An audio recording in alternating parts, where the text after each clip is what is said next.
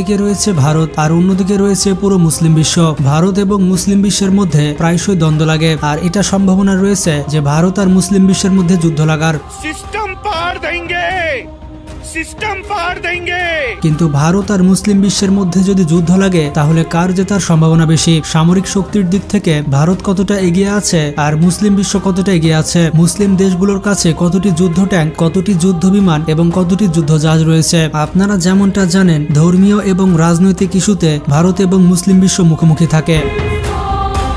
ভারত তাদের সিনেমাতে দেখায় যে মুসলিমরা উগ্রবাদী এবং মুসলিমরা পৃথিবীতে বিশৃঙ্খলা ছড়াচ্ছে।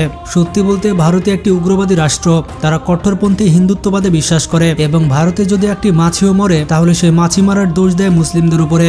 হিন্দু মুসলিমদের ঝগড়া বাঁধিয়ে মোদী সরকার আজ পর্যন্ত টিকে আছে। তবে ধর্ম ব্যবসা করে মোদী বেশি দিন টিকে থাকতে পারবে না, কারণ একদিন না একদিন মানুষ জানবে যে সত্যি কি। সত্য কখনো চাপা থাকে না। তো যাই হোক, যেটা বলছিলাম, চলুন আজকের এই ভিডিওতে দেখে আসি সামরিক দিক থেকে কে এগিয়ে রয়েছে। তার আগে যারা যারা নিজের দেশকে ভালোবাসেন তারা ভিডিওটিতে একটি লাইক দিয়ে দিন আর চ্যানেলটি সাবস্ক্রাইব করে ফেলুন। তো গ্লোবাল ফায়ার পাওয়ার 2024 অনুযায়ী ভারতের অবস্থান হচ্ছে 4র্থ অবস্থানে। এদিকে ওআইসি-ভুক্ত মুসলিম দেশগুলোর মধ্যে পাকিস্তান, তুরস্ক এবং মিশরকে সেরা 10-এর মধ্যে থাকতে দেখা যায়। এছাড়া গ্লোবাল ফায়ার পাওয়ারের র্যাঙ্ক অনুযায়ী পৃথিবীর সবথেকে শক্তিশালী দেশের তালিকায় সেরা 10-এর মধ্যে 2টি মুসলিম দেশ রয়েছে। একটি হচ্ছে তুরস্ক এবং আরেকটি হচ্ছে পাকিস্তান।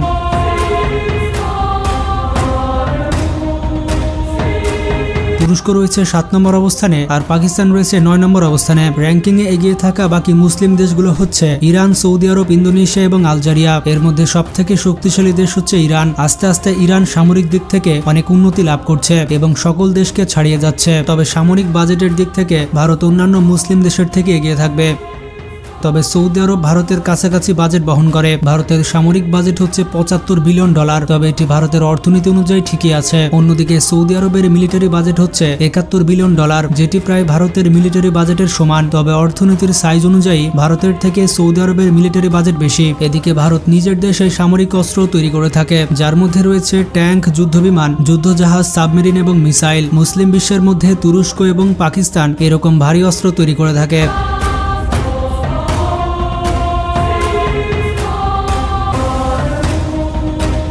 সেই সাথে মিশর, ইন্দোনেশিয়া এবং আরব আমিরাতও নিজেদের দেশে বিভিন্ন অস্ত্র তৈরি করে থাকে। এবার দেখে আসি ভারতের কাছে কত সৈন্য রয়েছে এবং মুসলিম বিশ্বর কাছে কত সৈন্য রয়েছে। ভারতের কাছে আছে বিশ্বের অন্যতম বৃহৎ বাহিনী। ভারতের কাছে টোটাল অ্যাক্টিভ মিলিটারি রয়েছে 14,50,000। অন্যদিকে ওআইসি-ভুক্ত দেশগুলোর কাছে নিয়মিত সেনা আছে 42 লাখের উপরে। অর্থাৎ ভারতের থেকেও মুসলিম বিশ্বের কাছে 3 গুণ বেশি সৈন্য রয়েছে। মুসলিম দেশগুলোর কাছে সবথেকে বেশি সেনা আছে পাকিস্তান, ইরান, তুরস্ক এবং ইন্দোনেশিয়ার কাছে।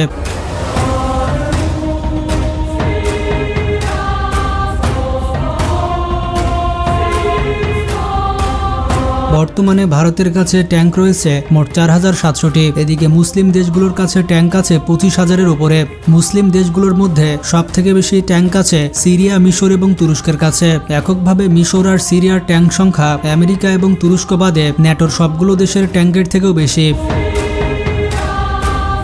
তো যাই হোক, ট্যাঙ্ক ছাড়াও ভারতের কাছে আর্মড ভেহিকেল রয়েছে 12,000-এর বেশি, আর মুসলিম দেশগুলোর জন্য এই সংখ্যাটা 1,20,000-এর বেশি। ভারতের কাছে আর্টিলারি রয়েছে 4,500টি আর মুসলিম দেশগুলোর কাছে রয়েছে 20,000। বন্ধুরা, মাটি থেকে কত শক্তিশালী সেটা তো আপনারা দেখলেন। এবার আমরা দেখে আসি আকাশে কে কত শক্তিশালী। ভারতের কাছে সামরিক বিমান রয়েছে 2,000, এর মধ্যে ফাইটার বিমান আছে 700টি। ভারতের কাছে সব থেকে শক্তিশালী যুদ্ধ বিমান হচ্ছে ফ্রান্সের কাছ থেকে কেনা রাফাল ফাইটার।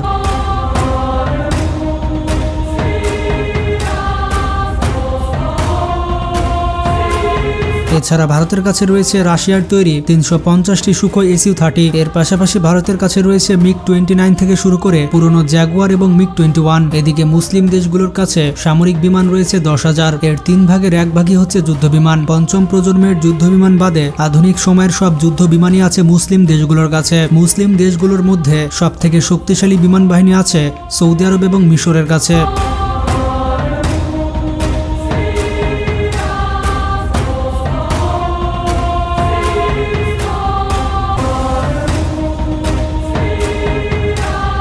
তো এবার আসা যাক নৌশক্তির দিকে। এখানে আপনাদের বলে দিতে চাই, নৌশক্তির দিক থেকে ভারত কিন্তু একটু এগিয়ে থাকবে, কারণ ভারতের কাছে এয়ারক্রাফট ক্যারিয়ার রয়েছে। ভারতীয় নৌবাহিনীকে প্রকৃত অর্থেই পরাশক্তির কাতারে ফেলা যায়।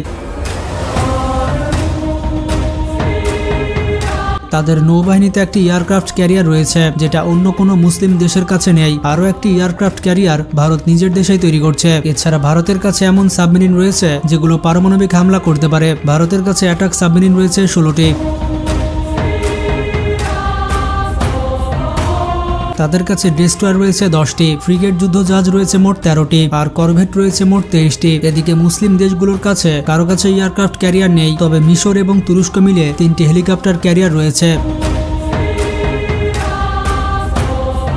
মুসলিম দেশগুলোর মধ্যে কারো কাছে ডেস্ট্রয়ার নেই। ইরান, মিশর, তুরস্ক, পাকিস্তান, ইন্দোনেশিয়া এবং আলজেরিয়ার কাছে ভয়ঙ্কর সব সাবমেরিন রয়েছে। তবে ইরান, তুরস্ক, পাকিস্তান এবং ইন্দোনেশিয়া নৌশক্তিতে অন্য দেশগুলোর থেকে বেশ কৌশলী। এদিকে ভারত হচ্ছে পারমাণবিক শক্তিধর দেশ। বিভিন্ন রিপোর্ট থেকে জানা গিয়েছে ভারতের কাছে 150টি পারমাণবিক বোমা রয়েছে। এছাড়া শত্রু দেশে আঘাত হানার জন্য ইন্টারকন্টিনেন্টাল ব্যালিস্টিক মিসাইল রয়েছে। এদিকে মুসলিম দেশগুলোর মধ্যে কেবলমাত্র পাকিস্তানের কাছে পারমাণবিক বোমা রয়েছে। তবে পাকিস্তানের পারমাণবিক বোমার সংখ্যা ভারতের থেকেও অনেক বেশি। আবার এদিকে ইরান পারমাণবিক অস্ত্র তৈরি করে ফেলেছে কিংবা পারমাণবিক অস্ত্র তৈরি করছে, এরকমটাও ধারণা করা হয়। তবে আমেরিকা এবং ইসরায়েলের গোয়েন্দা বাহিনী বলেছে যে ইরান অলরেডি পারমাণবিক বোমা তৈরি করে ফেলেছে।